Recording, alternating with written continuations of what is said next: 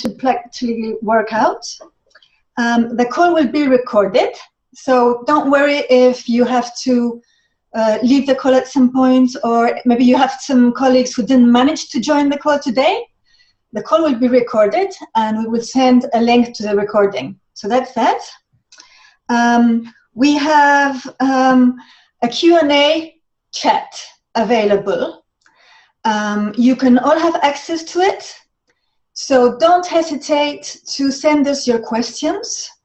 Please, as many as possible, that would be great. And we won't be answering questions during the presentations, but we will be answering the questions at the end. So we will have a Q&A time after the presentations. So, but just keep them sending in as they come in, and we will look at all of them at the end. And I'm very proud to say that we had about 50 participants registered for the call. We hope that they'll all be there. But it's great to know there's so much interest from lots of people on D&I and on gender equality, and that they're joining from all over the world. I'd like to just take now 1 minute to introduce our special guest, Audrey Trotereau, from Credit Mutuel ARKEA.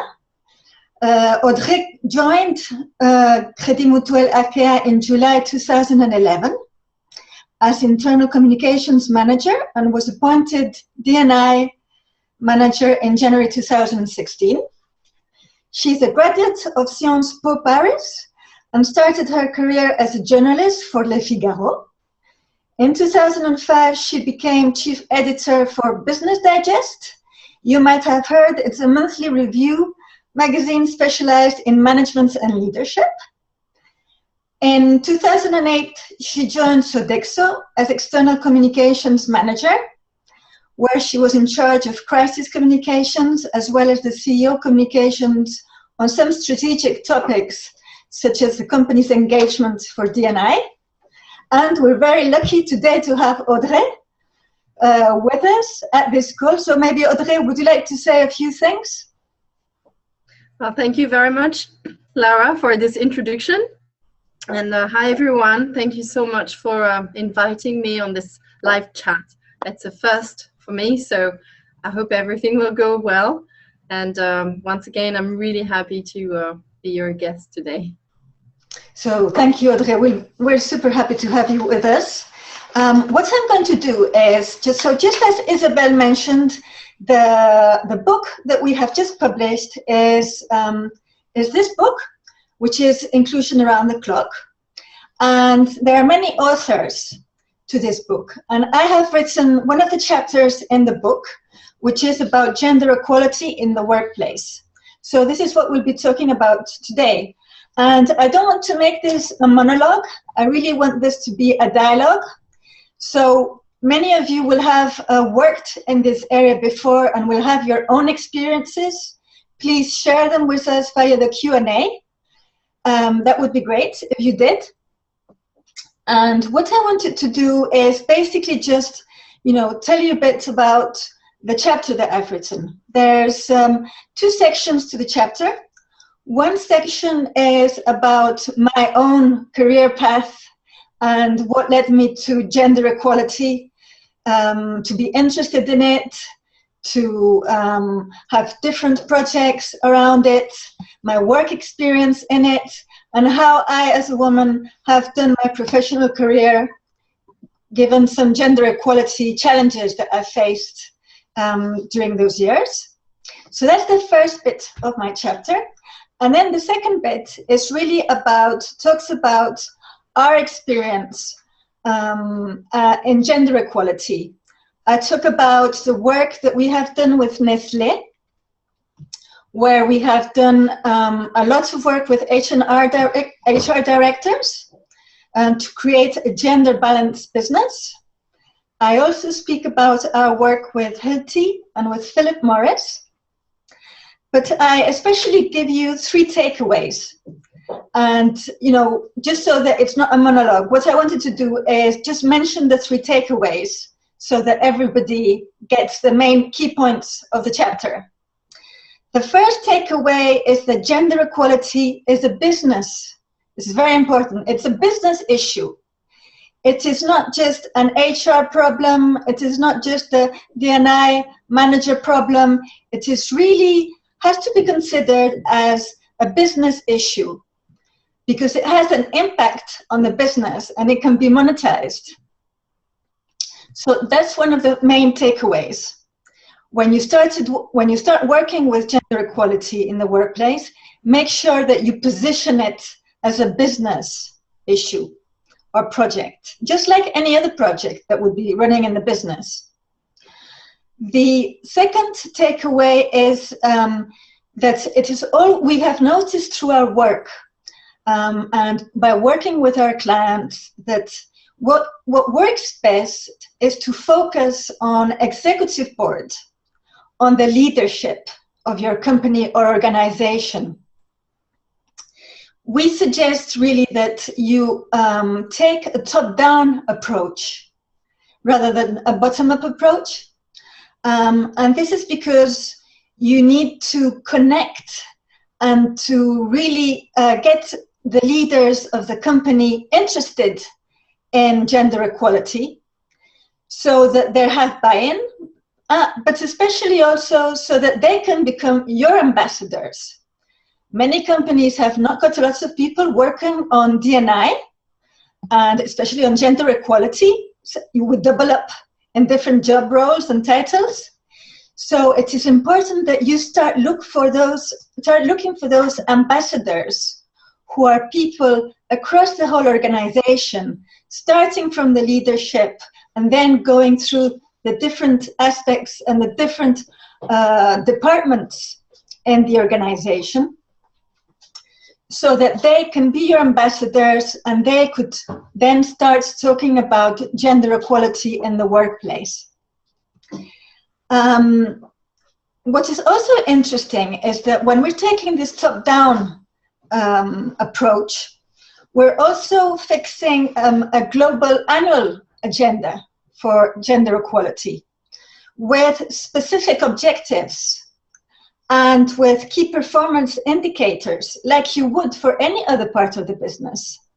That's very important because we want to move from talking about gender equality as a fluffy HRE subject to a business one.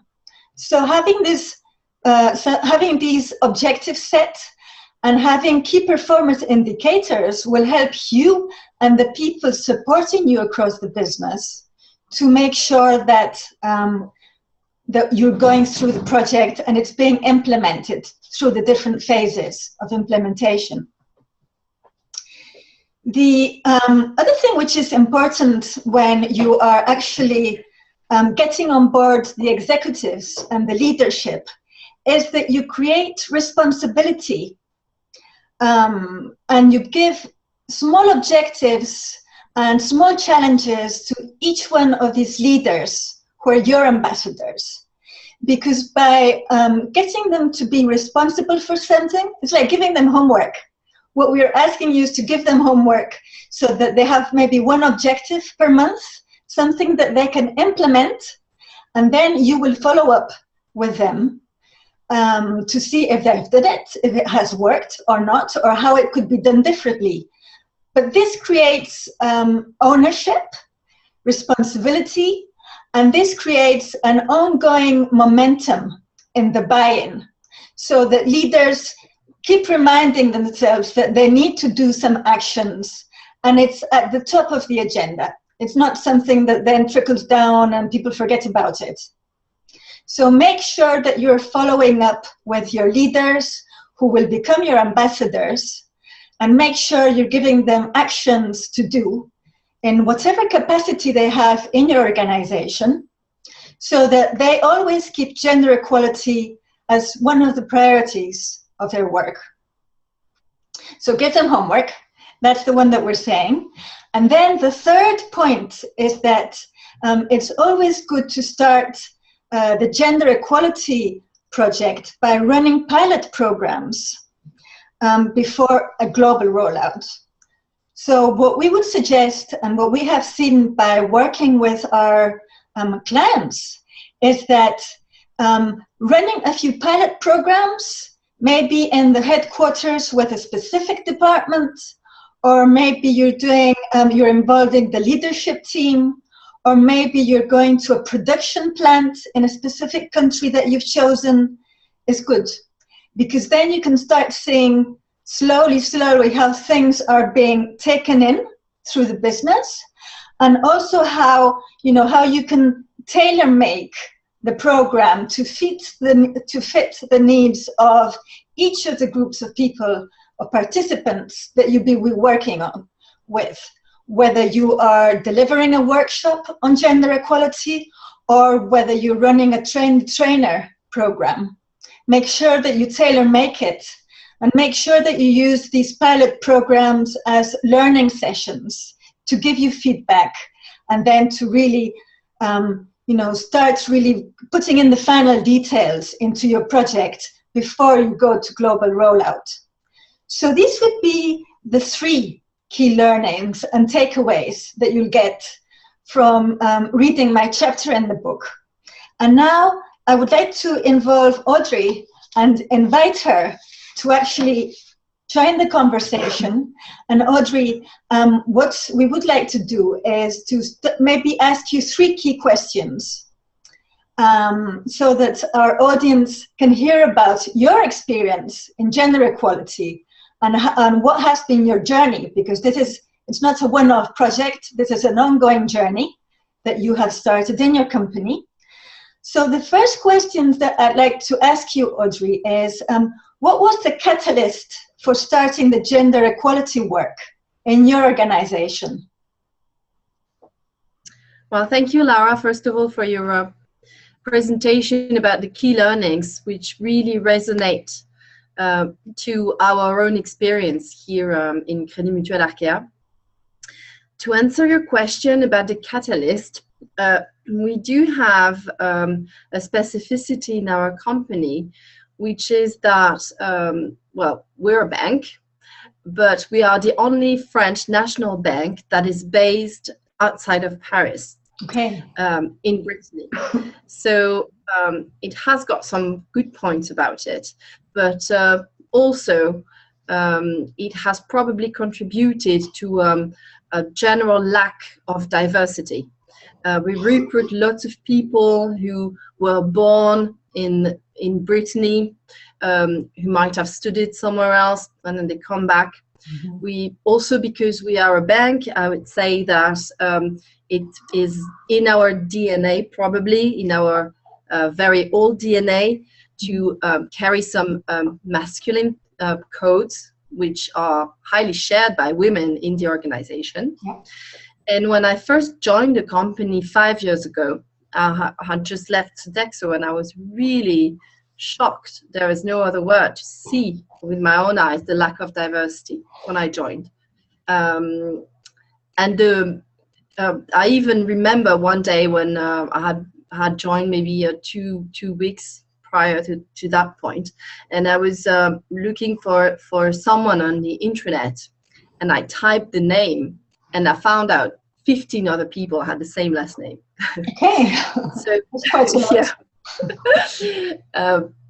So the catalyst, the thing that put the subject of D&I, I would say, in the scope, was the fact that in 2015 the company was coming to terms with its strategic plan, and the CEO and our president created a team of people to start and think about the future 5 years of the companies and what the future strategic plan would be.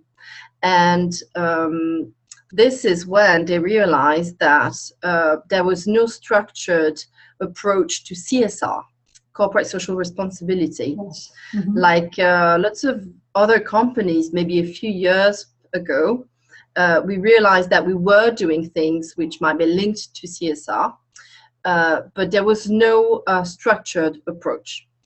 So the CEO and the president asked the team in charge of designing the future strategic plan to put CSR really at the core of our approach. So the team in charge crafted a CSR strategy, which is really original. And within this strategy, the idea was that if we wanted to be a responsible company, we also had to be a responsible employer. And it meant, amongst other things, to be better in terms of gender equality. Mm-hmm. Because like other companies, we do have more women than men. We have 56% women amongst our almost 10,000 employees, but 70% of the lower jobs are women. And then there are some very classical phenomena of glass ceilings, because in our executive committee today, we do have 22% women, and we're very happy about it. But the change occurred last May. Before that, we had 0%. And in between the 70% and the 0%, you know, the usual phenomenon of, you know, less and less women. So it first started with the fact that we needed to have a CSR approach. Once the CEO and president decided that we needed to have this approach, and that within this approach we had to be we had to do something about this problem of not having women everywhere in the organization, they turned to our head of HR and said, off you go, you know, you decide what you want to do. We are a company where people are very free to have good ideas, to implement new things. So it was free to start and put the first brick of this big future building. And the head of HR decided to ask the top 10 women of the organization, the top 13 women of the organization. Top 13 women, yeah? Top 13. To each of them create a task force, a group of 10 women. So as a whole, you had 130 women organized in working groups who would work on different topics for 3 months. They had 3 months to come out with insights and suggestions for action around various themes, such as positive actions, the place of men, you know, the role, I mean, of men in a D&I approach, the benchmark of the other banks, lots of different topics. And they came out with ideas and suggestions for actions, which were presented to our executive committee in the summer of 2015 and approved by the executive committee. And then it meant very concretely that we had a list of 8 actions. One of them was to create a dedicated structure, dedicated, not team, because for the moment I am on my own, attached to the manager for career and employment, who himself reports to the head of HR. And I was then working for internal communications, and they asked me if I, you know, would be okay to take on this job. I think only because they knew that I had been working for Sodexo, and Sodexo was on the benchmark. And I said yes. I was really happy to take this big challenge. And this is where the journey started, because here I was with a list of 8 really good ideas, and again, it was my turn to be told, okay, off you go, do whatever you want with this. And this is how it started, and this is the catalyst of everything. Wow, so you managed to have 130 women and lots of different working groups in a very short space of time. And out of that came the 8 actions that had to be put in place, and a new job for you. Yes. More responsibility for you. Yeah. And to be honest, my first reaction was, wow, this is really great. these 8 actions, they were all really good ideas, but they really needed to be structured into a real plan. And also we needed to write a good storytelling, because I realized that we were starting from craft. You say in the chapter that you really need to get the support and the ownership of your top managers. And here everything had to be done. We had to tell the story to the managers, to the executives, but also to all the employees. It was the first thing that we needed to do. So for the first 3 months of 2016, I really focused on structuring the story and the strategy and coming out with a real business case. Because you know, you can't go ahead with just a list of 8 actions. You really need to come out with a business case. But it was a wonderful feeling to be able to draw the picture starting from zero and with total freedom. So that was a wonderful experience. So from the one side, it can sound as a bit frightening or challenging, and then from the other side, it's also exciting because you're starting from scratch yourself. So you really have a hands-on approach on what's going to happen. That's what I'm hearing. Yes, from you, Audrey? I think you're very right. As D&I managers, this is something that I was told by Jean-Michel Monet, who works with you in Pluribus. When I first started, of course, like many women, I was like, oh, I'm not sure I'm going to be able to do it. And even more so because I was pregnant. I found out I was pregnant the very day they offered me the job. So I was like, no way. I'm going to say, yes, I'm interested, but I'm sure they'll say, well, no, you can't get the job because you'll be off for 6 months in about 3 months, you know. And Jean-Michel told me, you see, when you're D&I manager, there will be moments of doubt, like you really want to. You go back home in the evening and you're like, well, I'm not going to make it. And then if you get over it, it can be just the greatest job ever.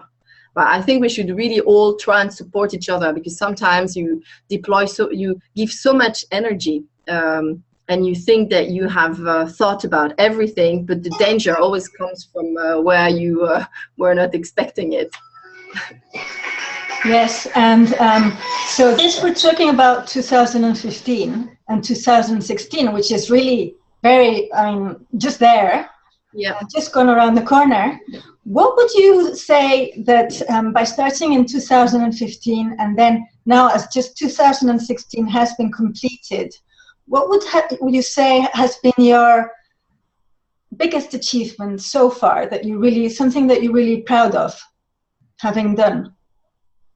Well, there is a very short list of things that I think we can be proud of, which are laying the ground for a great solid future in terms of D&I. And then I want to come up with just a little story about something that happened recently. So as far as the list of little things are concerned, I would say that we are very proud to have achieved to create a group of 190, so almost 200 ambassadors, men and women in the company, who have decided to give some time, energy, and their know-how to defend, to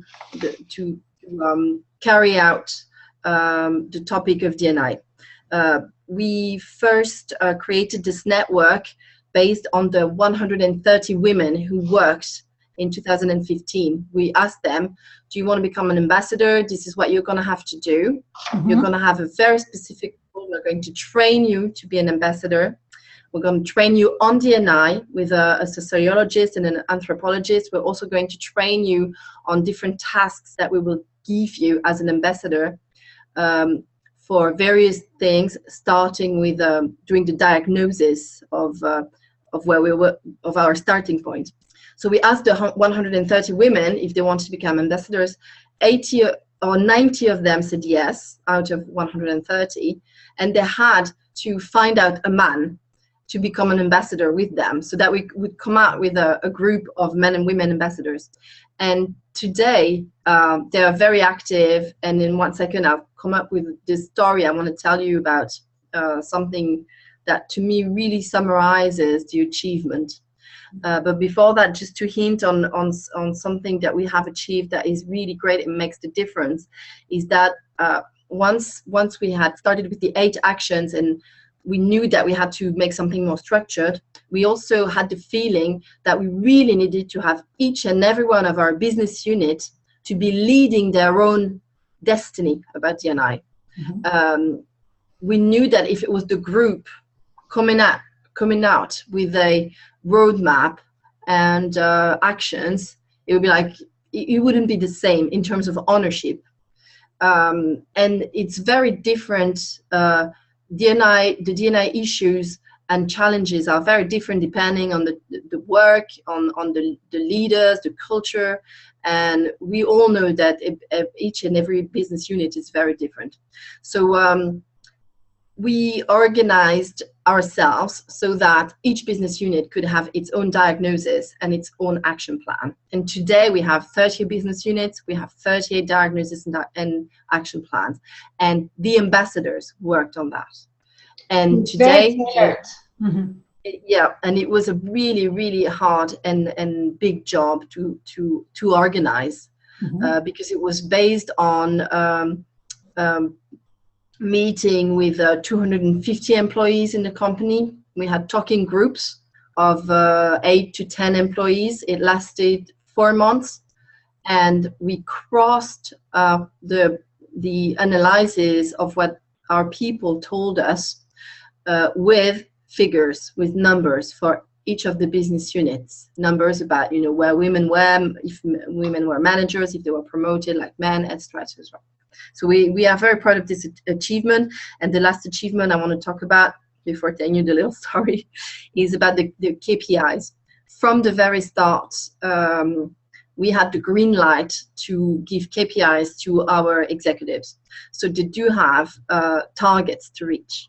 And it changes a great deal, everything, because I have met up with all of our top executives.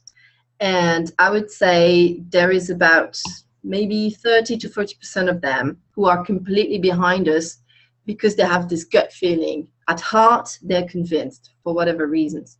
Then you have another 40% who is convinced, but not necessarily at heart. And this is almost a good half of them.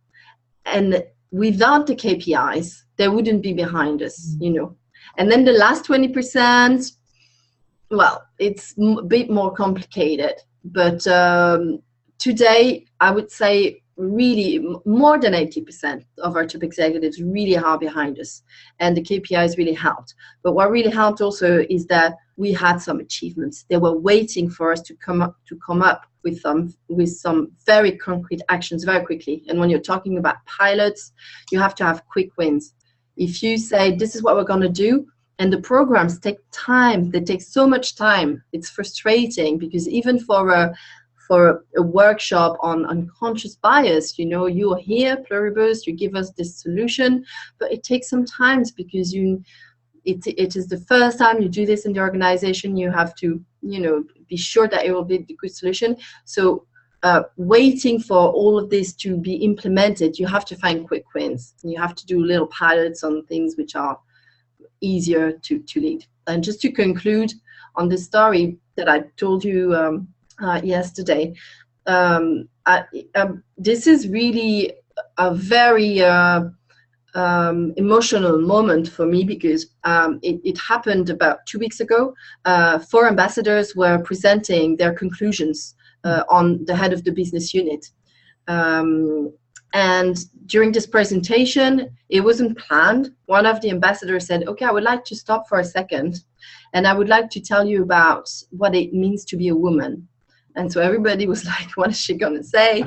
And the top executives were, they were supporters of the D&I journey, but they were a bit intrigued and wondering why she wanted to talk about that. She was just explaining figures about how many women were in the business unit, and all of a sudden she stopped, she paused, and she talked about her own experience of how she was raised as a woman, and without saying it, you could guess that she wanted to say, this is how I was raised as a woman, and how it has probably stopped me from becoming who I truly wanted to be. And seriously, everyone in the room had tears in their eyes, men and women. And it was this magical moment when you understand why it is such an important topic. And I agree with you, it is a strategic and business topic, but it's even more than that, I would say. Well, that must have been a big aha moment for quite a few people, but also a wonderful moment when you have one of the leaders that is actually sharing his or her story on the journey in gender equality. That's when you start having specific examples and real case studies about real people in the company, whatever level they are. That's when it really kicks home and people start understanding and start being interested and looking at it from a different angle than before. I totally agree with you. We really do believe in the power of stories. Yes. Stories of why people believe in it. I have found out that lots of men, ambassadors and or executives who are supporting us have 3 girls. We could almost create a network of, I'm a man and I have 3 girls, and this is why I am into this D&I journey. And on the other hand, lots of testimonials of how people have changed things around them, implementing what you learned during the workshop. And we really do believe in the power of stories, and for 2017, it really is at the heart of our programs to try and find the best way or ways to have people share their stories. And that can create some great content too for sharing also within the company at all the different levels, and which will give food for thought to a lot of people, and you can share. One of our HR people is an ambassador in diversity, and she told me that story whereby she had heard about a high potential woman in her business unit who had been proposed a promotion and who said no. Okay. And the ambassador, Véronique, told me, before, when I was not a D&I ambassador, I wouldn't have reacted. I would have been like, well, if she doesn't want the promotion because she doesn't feel ready or whatever the reason is, then be it. But then she said, I thought, well, maybe I should try and see why she said no. And so she found out that the reason why the girl said no was that she thought that she was not going to be able to. And Véronique told her, well, if we have thought about you, it is because we know that you're going to be able to. So now, is there another reason behind it? And she said, well, first of all, you tell me that, but I'm not sure I am the right person. But yeah, it's true that on top of that, it's going to take me longer to go to work in the morning, and I'll have young kids. And then Véronique told her about her own story, because Véronique is a woman. She's just had a promotion. She has similar things in her own career that she could very openly and freely talk to with this woman. And all in all, she convinced her to get a promotion, and that was last May.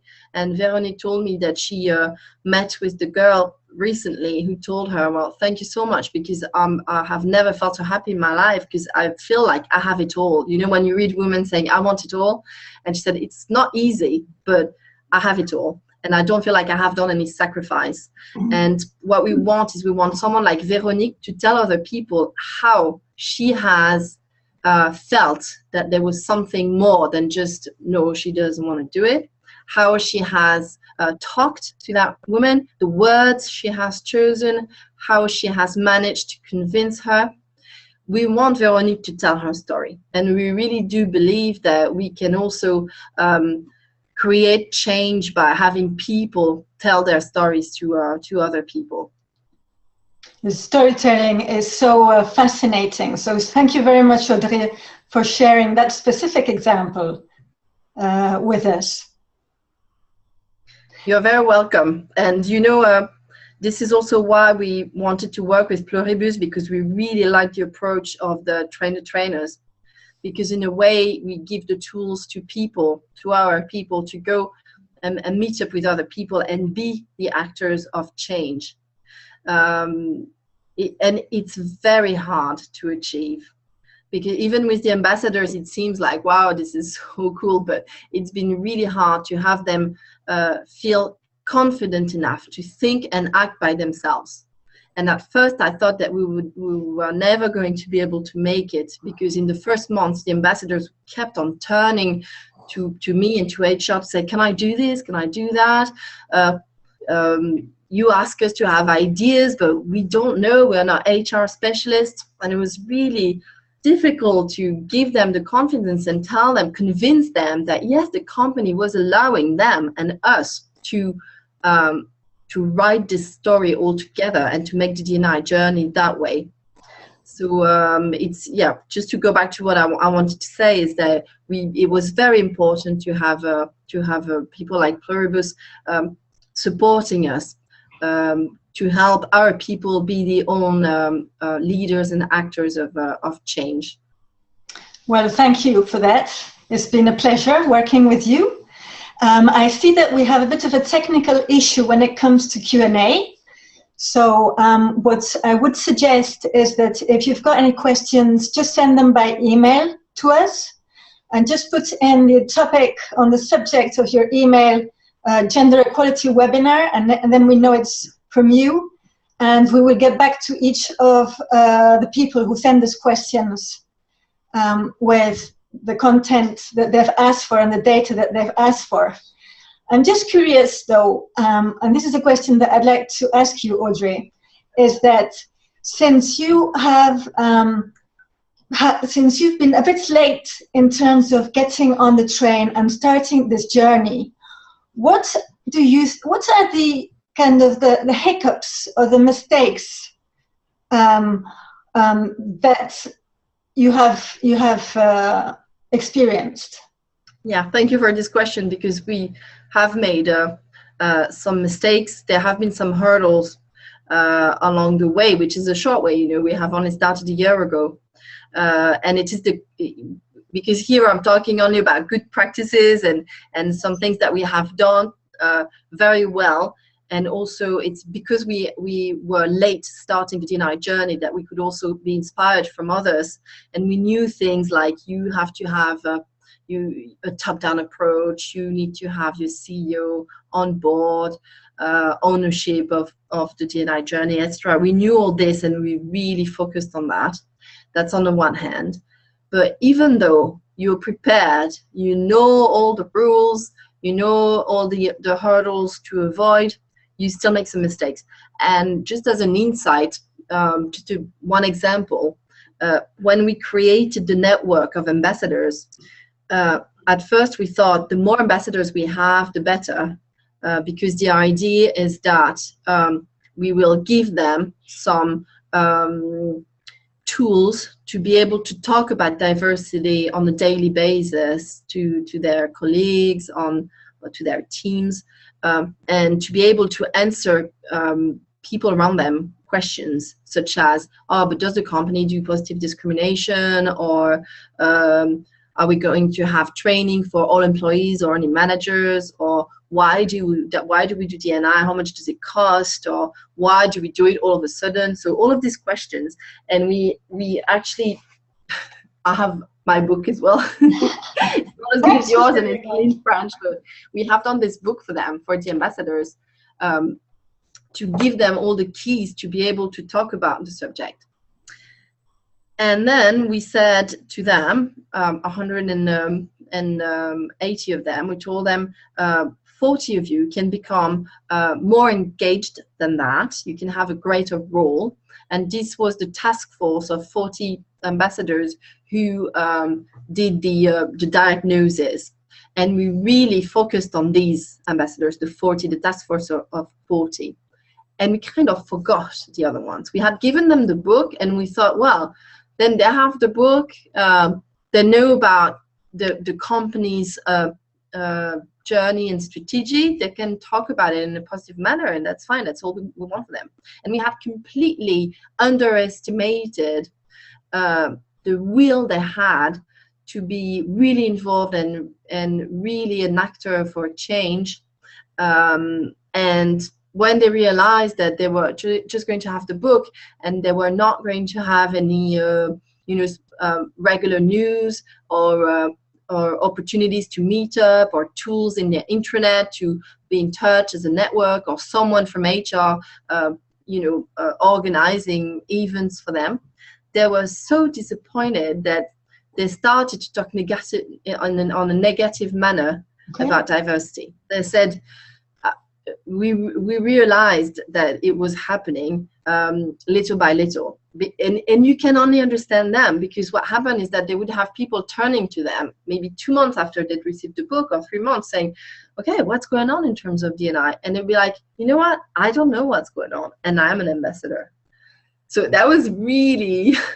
So you create a certain expectation then? Yep.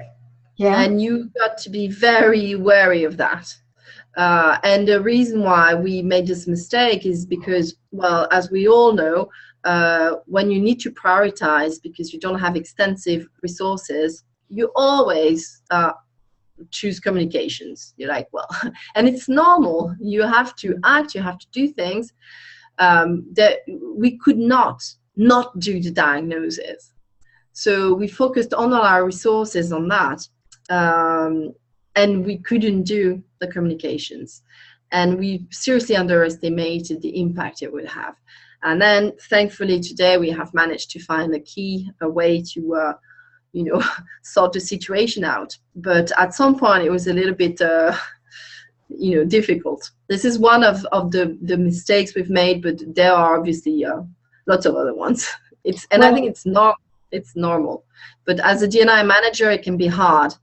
And this is why, to go back to where we started, this is one of those moments where you just want to disappear. Well, you did very well. And listen, look at everything that you have accomplished in the last couple of years, which is just incredible. I think that we're going to close down now the webinar, but I would like to sort of wrap up by saying that this is really a community, and even if you're the only person in your company who is in charge of D&I or who's working on gender equality, we have a lot of people on this call, and a lot of people that can share their own studies and can share the data and their journeys. So it is a community that could be leveraged more and more, so that you don't feel as lonely as what you were saying earlier when some things don't go as well as planned. Yes? So thank you. Oh yes. Thank you very much. Thank you very much. I'm going to pass on to Isabelle, who will say the last few words. Thank you. Thank you so much, Laura, and thank you so much, Audrey, for sharing your story. It's very inspiring, and what is interesting is the feeling that it's about walking the talk. It's about authenticity. It's being able, as Laura said, to tell stories, to be able to really share the stories, our feelings, our emotions. And one thing that I'd like to add is the fact that your ambassadors are men and women. This is what makes the difference. Because when we talk about gender equality, we talk about men and women working together, valuing each other's uniqueness, celebrating and capitalizing on our differences and commonalities. So the fact that we're using gender equality, it's really about men and women. And the key word is inclusion. So we go back to this notion of inclusion, feeling included, being able to include others. So really, we wish you and your project, big success, especially as we are very privileged to be able to, work together and partner and support you in your journey. So that's really a wonderful opportunity. So thank you so much. Thank you, Laura. And as you said, if there is any key questions, we would be ready to And a big thank you to everybody who joined, because we know that we have people joining from the US, which is very early for them, and also people joining from other parts of Asia. So thank you for those of you who stayed up late to participate, and thank you for those of you who got up early to join us. And you know where we are, and this is just the first webinar of the year, but there will be one every month. So we're looking forward to having you join us there. Thank you. Thank you. Bye. Bye-bye. Bye, everyone.